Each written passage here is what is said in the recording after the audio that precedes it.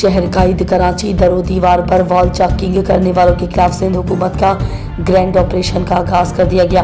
فخر نیوز کے bureau chief اعجاز احمد طاہر اوان کی خصوصی رپورٹ۔ کراچی میں دیواروں پر غیر قانونی تحریروں اور وال چاکنگ کے خلاف گرینڈ آپریشن کا آغاز کیا گیا ہے۔ اس آپریشن کا مقصد شہر کی خوبصورتی کو بحال کرنا اور غیر قانونی سرگرمیوں کی روک تھام ہے۔ اس سلسلے میں متعلقہ حکام نے مختلف علاقوں میں کارروائیاں شروع کی ہیں تاکہ دیواروں پر کی گئی غیر قانونی تحریروں کو مٹایا جا سکے اور ذمہ داران کے خلاف قانونی کارروائی عمل میں لائی جائے۔ اس آپریشن کے دوران شہریوں سے بھی اپیل کی گئی ہے کہ وہ دیواروں پر غیر قانونی وال چاکنگ سے گریز کریں اور شہر کی صفائی و ستھری خوبصورتی میں اپنا کردار ادا کریں۔